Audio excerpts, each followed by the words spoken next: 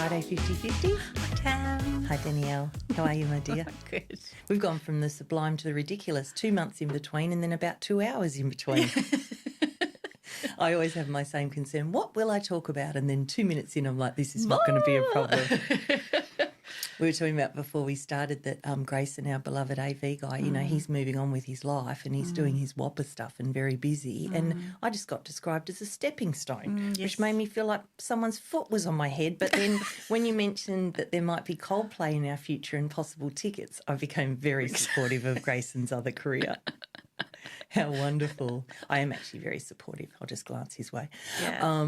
It's very, very exciting. I can't believe the pace though. Like he literally came out of holidays and they're like, right, 18-hour days, production, Saturday night, all night. Yeah. I didn't think they'd do that anymore. I thought they'd be like gently. No, it's so full on. It's so He's full learning on. so much. He's grown so much too. Yeah, it's wonderful. You can feel your auntie as you say that. You get your little glow of pride. My baby, who's not a baby anymore. No, he's all grown up. He's doing so much adulting. I know. It's wonderful. So we have, what are we doing today? We have, I was thinking about what to talk about today, and I had a couple of conversations yesterday that made me think about this idea of, you know how we've talked a lot about what is our what is one's definition of success, right? What's success in life? Yeah. And I don't know if I've ever shown you, did I show you in the old training days or coaching days the video by Sean Acor that I love? It's the happiness advantage, right? We'll put the link in the show notes, but there's a line he says in it and it's sort of really stuck with me, and I've been using that video for 20 years, maybe not quite that long. And he says, in the Western world, we've pushed happiness over the cognitive horizon, i.e. we'll get there one day. We'll get there one day.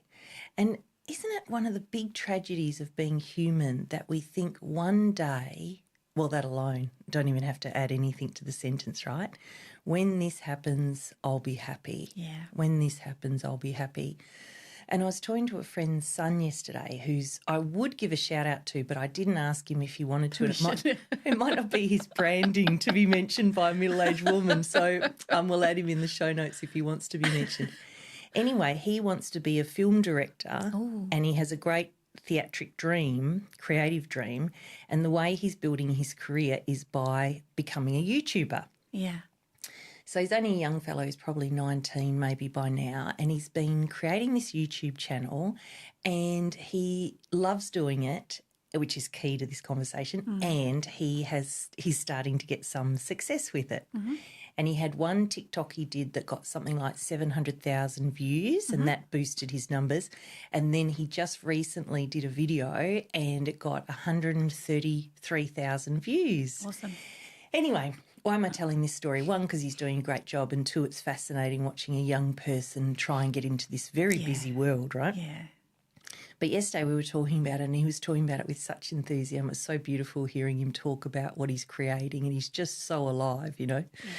And he said, but, you know, what is it that I really like? And he said, yes, I do want to get a certain number of numbers because that'll mean that I'm more well known. So when I want to get funding for a film or whatever, people will be more likely to do that. But he said, actually what it is, I like watching my numbers go up. But two things. One, there's no cap to your numbers, so there's no goal you can actually reach because it can be never ending. But also he said, if you're focused on that, the day-to-day, you know, possibly you're not enjoying it. And he said, the thing I really like is when someone will comment. Like he said, one person wrote, I watched your video last week and my brother and I have been quoting it ever since. Oh. Or someone wrote something really simple like, it's 4 a.m. and you're making me laugh. And you know that difference between watching another follower tick over and he's actually making a difference, right? Yeah. Wow. Yeah, it's so lovely and it's really exciting. And he is the star. He was telling me he models himself on these other YouTubers, none of whom's name I remember. But someone on one of the comments said, you're like the Australian insert the super famous guy, right? Yeah, right. And he was like, oh, yes, like that's who he wants to be. Yeah. So anyway, I was thinking about this idea and I said to him, how do you feel about what success looks like? And that was what I loved about, because he's a young fellow, he's got a beautiful family, beautiful mother, he's got sort of intrinsic self-esteem. He can really see what's the point of this. And he was saying that a lot of famous YouTubers will get young people say, what do you do when you lose motivation? And the famous YouTuber will often say, well, I never really lost motivation because I was doing it from the love of doing it, yeah. not from the what can it equal. Yes. So I love that he's got that freedom. As we know from me talking, it's something I've been looking for, in that freedom, and getting somewhat there, but it's an uncomfortable and slow process. And yeah, when he said that, I remember I was in Perth one day and this lady came towards me and said, hello, which sometimes happens for Andy or I, because we've trained literally thousands of people, right? And we always go, hey, hey you. And she said, I did assertive communication for women with you at AIM years ago. And she said, I still use one of the things you told me and it's made a huge difference to me. And it's so wonderful because you so rarely hear the impact you've made. Yeah. It's so wonderful for someone to say you made a difference. And that is almost diametrically opposite to the ego running or insecure, is this successful, do I look good? It's like heart versus ego, I suppose, or love versus fear. That's how I'd put it. And then I was talking to another friend and we were talking about this idea of different personalities in a family. And we were talking about being the eldest. And famously, the eldest has a drive, right? Because they're the first baby and the parents have got a lot of hope for them. And are you first or second? First. Do you notice that? Have you noticed that you feel a pressure to succeed from being the first, or has it not been a part of your feeling? No, definitely. Yeah. So I Just noticed. more responsibility. Yeah. Yeah. It's much stronger, and I find it's quite hard to, for me anyway, it's been quite hard to get over. It's like, so I have not seen a psychic for 20 years, but I saw one years and years. I was very young and I saw this fellow, maybe in Mandurah or some weird place when I was drug repping, and he said two things that really stuck with me. One of them, he said, you're not actually from here. You should be in Europe. That felt all kinds of right. That was a very clever thing for a psychic to say. And I'm like, yes, you're correct. I don't know what happened. But the other thing that he said is, you have been always told that you have a lot of potential and this will be the thing you'll have to get over in your life. That was good, huh? That one was good. Wow. That's uncomfortable. Well, it was so true. And I could feel it back then, but it sort of is still part of the story, because as I try and get freedom from this drive, it does feel like internal mechanisms in me pushing that I can't always get hold of or see consciously. It's like being hungry. It's like, okay, don't be hungry. It's like, but I can't help it, I'm hungry. That's that same thing. And the particular conversation I was having was, this particular eldest child is very, very driven. And that train hasn't really stopped or been investigated or anything else, just they're a machine, right? I'm trying not to be a machine and having all these experiments. But I do find the internal drive is kind of automatically there. And does that matter? Is that good? I actually don't know, but at the moment it's not landing like good. It's not landing like, oh, it's wonderful that I'm driven. It's actually landing like the cause of most of my pain. Yeah, I would say two things. Okay, good. Hopefully I can remember them. Yeah, I'm sure Had you my can. cold and flu tablets today. Yeah, you're like, hey, I feel different. I feel different. Good, but different. It's interesting that you say that. I've had a similar sort of reaction to things where I was very ambitious and driven. Not ambitious is the wrong word. Driven before, my corporate job, but it was very much that climbing the wrong hill. So putting a lot of energy pushing a rock up the hill, but it was the wrong hill for me. Yes. And then getting very burnt out and putting all that chutzpah that I had, Yes. but into the wrong career for Got me. it, Now that got I it. look back now. Yes. But it's like now that I've found sort of the path that I'm supposed to be on, or Yes. that resonates much more with me. Yes. I almost find myself a little bit scared of putting that much energy into something again, because I'm a little bit scared. Oh, like that didn't work out so well for me last time. Yeah. But what I'm learning now about myself is that if I'm putting the drive, the ambition, and all that into the thing that I'm actually really is true for me to do, it's a whole different type of experience, and I can even leverage that. I look at that old drive with a little bit of disdain, like a little bit of like, look where you got me. Yeah. But now I'm like, oh, I can actually leverage that part of me that maybe I don't like. I had a weird relationship with, but to actually get me where I want to actually get now. Yeah. So I'm shifting my language a little bit with that. I like that.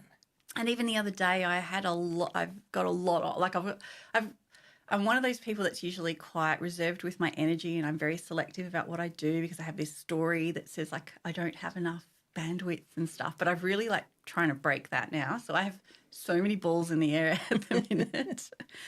And then trying to will say to myself, I'm ambitious for myself now about how many things I can do. And I am not going to achieve, I get to the end of the day and I'm like, oh, I didn't finish this or I didn't get around to that. But I'm almost like it doesn't matter now, because now I know kind of where I'm going. I just want to be ambitious for it, and I just want to try. Yes.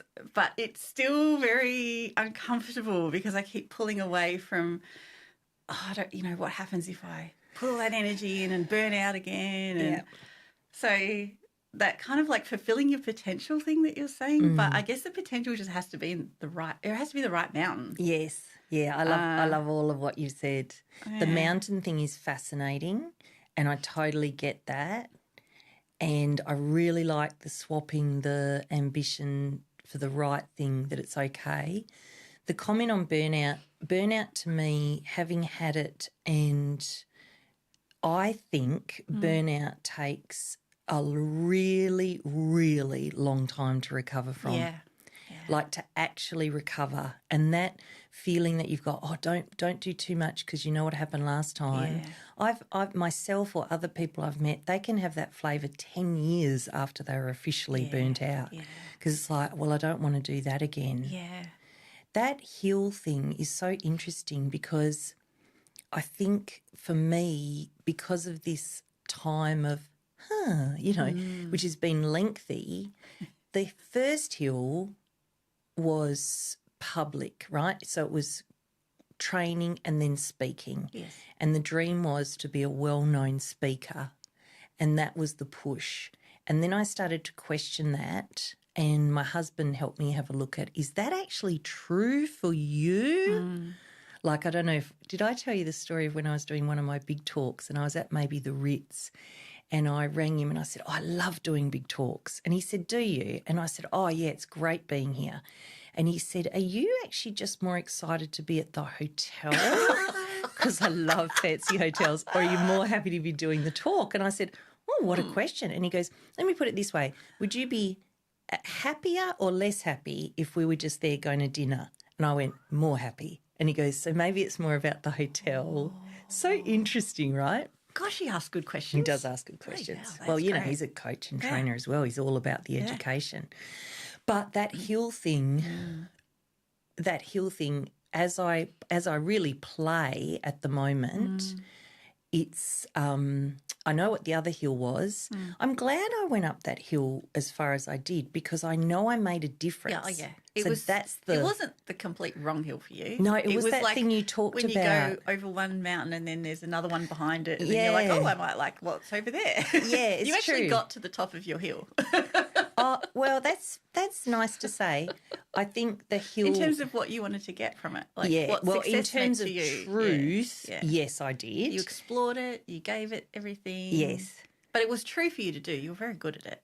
Yeah, I think that's right.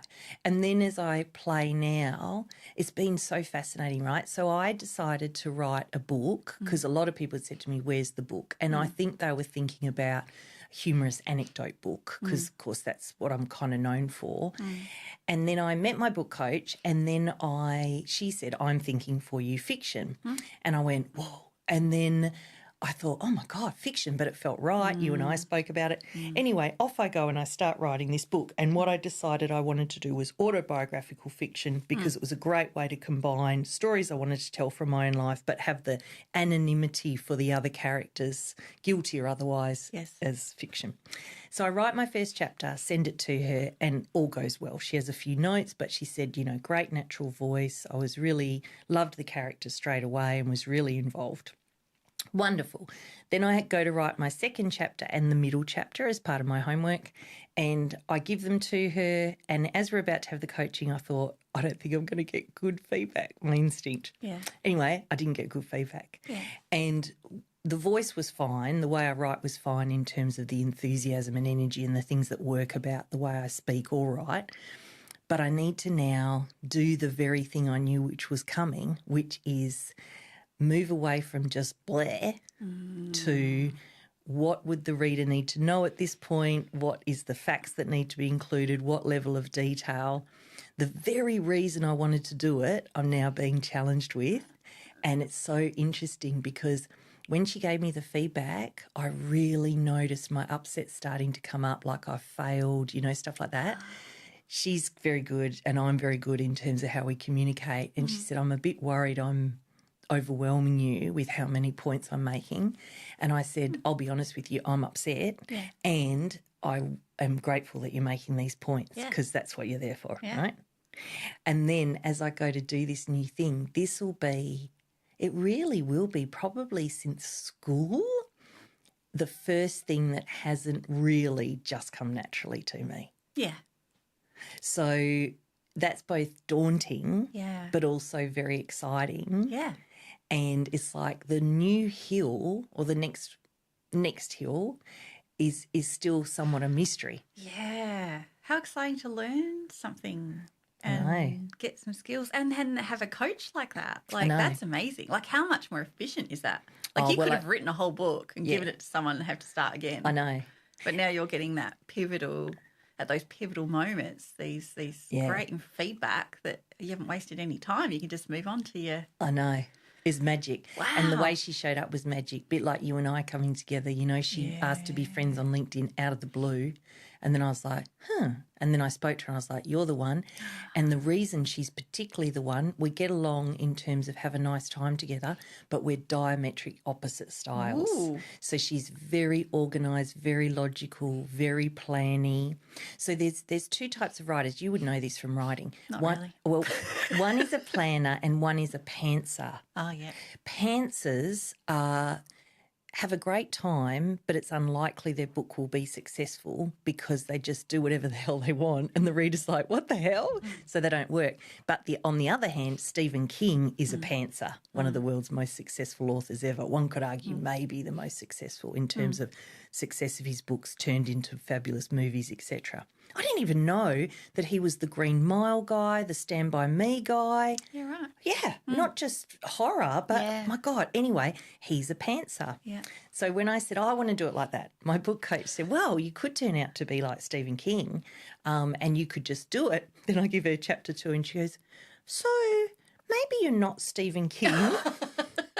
But she said, you still could be, but we might need a little bit more structure. I was like, God damn it, I'm not Stephen King. So why am I saying all that? I'm saying all that because what is success?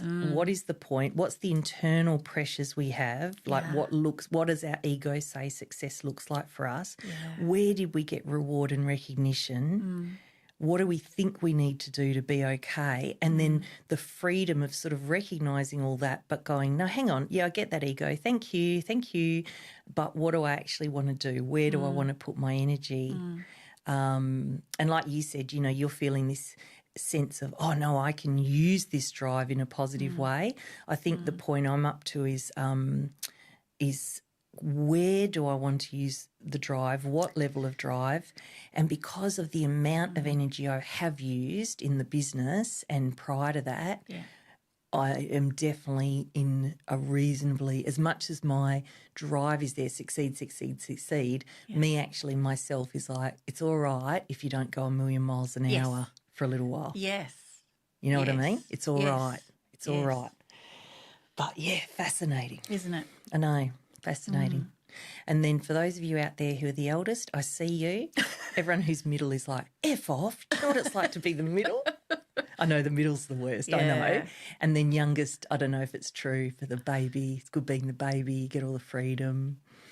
Yeah, I don't know. But, yeah, I know that sense of responsibility. And then, of course, my son's an only child. I don't know how he escapes a sense of, I don't think he will. Do you get all of them? Do you get all of them? I don't know. I don't think he'll escape. I think he'll feel a sense of our hopes for him, even if I'm really aware of not trying to put any pressure on him from my own shit. Yeah. But as the only child, I think he gets too much focus. Yeah. Poor little bugger. He's got mum says something, then dad says something. There's no one to escape. There's no one to go, it was his fault. It was their fault. Talk to them now. Yeah. I suppose you could blame the dog. I know, but she's clearly innocent, apart from gaseous emulsions. One time, she's pretty good actually. She's not one of those dogs, but one time Sam and I were sitting on the couch and she might have had corn or peas or something, and we both were sitting there and suddenly went, oh my God, I've never experienced anything like it. It was literally eye-watering, and she's such a beautiful girl, you know. One final thing. So I've talked a lot about the work I've been doing with Lockie and how I've loved that. Oh, yeah. Fascinating. Yeah. One of the things I've had to look at is can one forgive, and is that useful for oneself when there's actually been a lot of crimes committed by the person you're forgiving? Fascinatingly interesting. So some people would say forgiveness is overrated, right? But I've always gone by the motto, when you feel resentment, you drink the poison and hope the other person dies. It's probably my all-time favourite line. Yeah. So recently in my work with him, I needed to express my gratitude, and I had to express it where there had been some very good things but also some very bad things. And it was really, really hard. You know, in jokes, someone will go to give someone money but they hold on to the money and go, take it. But to actually communicate as generously as I did, I really felt that, well, but this is not the whole story, and I don't know if I'm letting the person get away with stuff. But Lockie was on me, like, finish this communication, finish it. And I was like, yeah, I will. But it took me probably 2 weeks rather than 2 hours, maybe 3 weeks. Anyway, I actually posted the communication last night, and when I went into the letterbox, I realised why he had been asking me to do it so strongly, because as I communicated this way and with this generosity, the people receiving that I'm hoping will really love it. But the point of it is not to get a good reaction from them. It's a gift to them, but it's a gift to me. And the thing I noticed was as I let the letters go into the letterbox, something resolved or completed in me. Really? Yeah.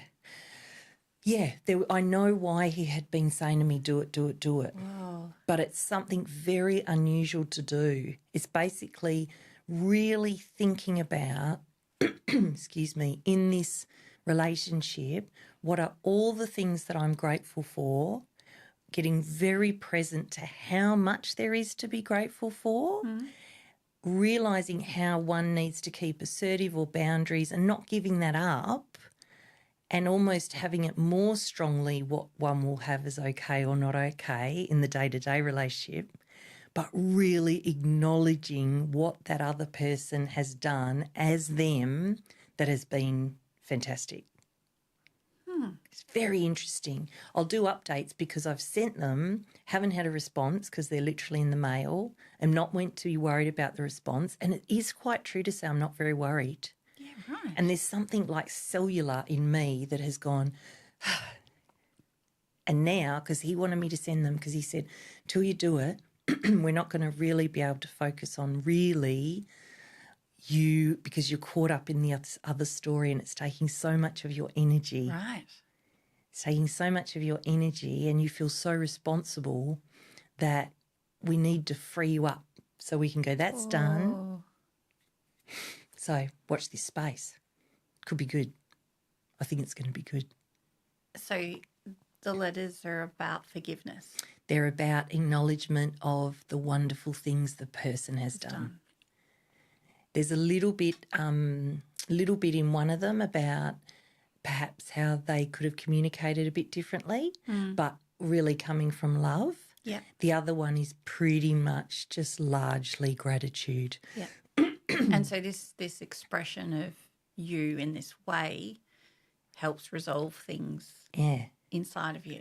Yeah, there's something about, interesting. I don't know, there's some, well, because it was, of course, a process and I did work with him and I did. Yeah, I'm thinking right? that there's more to this. Yeah. this is the activity that you're doing, but by using your brain and thinking in that way and how you've described being present to feelings and things. That's right. That sounds like there's actually a lot of meat in that. There is. So there's been weeks worth of work. There's been work with Lockie, work with myself. I remember I said on here a couple of episodes ago, I thought I'd have to do one version of the letter. That was wrong. So both of them, I think we ended up with 6 different versions. The way I wrote one of the letters was what allowed me to see what was getting in the way of that relationship from Lockie's reaction. I was like, oh, you're right. That was wonderful. That was like, and everything shifted. Interesting. The other one was much more layer upon layer and even ended up going back generationally, like as I was working through it and realising they're like that because of their parent was like that because of their parent. And I actually thought back and thought about what I knew of the history and I thought, wow, you know, this is layer upon layer of habit. And in that particular situation, I also show these same behaviours when I say about having troubles with Andy, or my reaction is that same lineage that's showing up. Yeah. So I'm really got my fingers crossed that some greater healing will happen. Yeah. I can feel it in me, but I'm hoping it'll magically reach others. Yeah. I wonder if it's not healing as much as, I don't know if you had this experience. I talk a lot about it with my sister-in-law when, when you have therapy sessions and things and then you compare notes, and it's like we call it when you know, because you know something to be true. Yes. And then you'll talk about it in therapy or whatever. And then there's just one therapy session where you're like, oh, now I know that I know that I know it. That's right. It just, for some reason, on that particular day, at that particular moment, it just lands, the message just lands a little bit differently and you embody it and you're like, oh, I know now. I thought I knew before, but now I know. That's right. So inside of you now maybe is a knowing, like, okay, I really know what's going on here now. Yes, like that's a great way to put it. Logically knew it. I knew it. But maybe I didn't embody it or feel it or really. Yeah. Yeah, I love that. We just call it, I know you know. I know, you know. And now you really know. I get it. So yes, that's exactly right. So, you know, there's this theory. Oh, yeah, that's right. A lot of that's right. I've known it for years. Yeah. But to go through the layers of the theory to the feeling to the acknowledgement, it takes a shifting of it's inside me. Something. There's 2 things I love. One, you really help me to look at things from a more positive lens. Like you said last time we spoke, oh, don't you love it when you're in the weeds because you know you're going to get your next breakthrough? And I was like, oh, I'm going to take that on because I'm normally just until I get there. So I really love that. And then when you said you know, so the way the best way I can describe this is, you know, when we talk about empathy versus sympathy, this has been an act of empathy for everyone involved, including empathy for myself.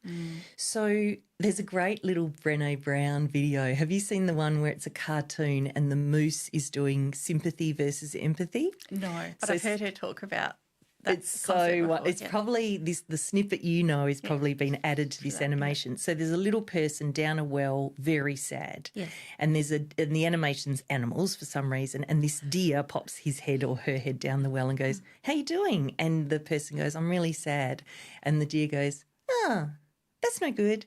Want a sandwich?" And then another character goes into the well and looks at the person and says, I don't know what to say, but I'm just really glad you told me. And the person sits there with them and gets some level of healing from the empathy. So the best way I can describe it is, if I'm in stubborn, you did the wrong thing, this is not okay, there's a thing they use in training where one person's looking at a 6 and the other person's looking at a 9. You know that one? It's like it's a 6 because they're on the 6 side, and the other one's like, it's a 9. It can only be a 9. It's like Andy's friend years ago when they were arguing about whether the glass is half full or empty. She said, it can only be half empty. She's a famously negative person, so it's wonderful. So this is the best way to describe what happened. I'm on the 6 side, say, and I'm going, it's 6. This is what you've done wrong. This is how you've hurt me. This is the impact you've had on me. This is what's not okay. Then I can literally walk around, and I, of course, can't go to their side. I'm not them, but I can try my best to go to their side. And in one of these situations, when I see, yes, this person has behaved terribly, and there wasn't really anything else for them to do. 1, because where they came from, and 2, they have never had someone support them in not being that. Never. People have just left them. They've never said, don't do that, I don't like that, I love you, I'm going to support you. They just say, you're shit, I'm out of here. Or are with the person and just suffer their bad behaviour. So as I go to mail the letters, part of me is on the 6 side going, you don't deserve this letter. And then the other part of me is like, when I can see the reality actually, I go, you can have your letter and I can have your letter because we're going to try and find greater peace here and break a very destructive, very old cycle. Wow. So interesting. Yes. Yes, and it feels really good. Yeah. So wrap-up's been waggled. I am actually going to be good girl today and stop talking, unless there's anything else you'd like to say. No. That was really good sharing. Awesome. I enjoyed that. Thank you from you too. It was very helpful hearing about the way that you look at things, because it is more positive than me, and then I can take it on. So I really appreciate it. Thanks, Tam. Cool. Thank you, dear. Bye. Bye.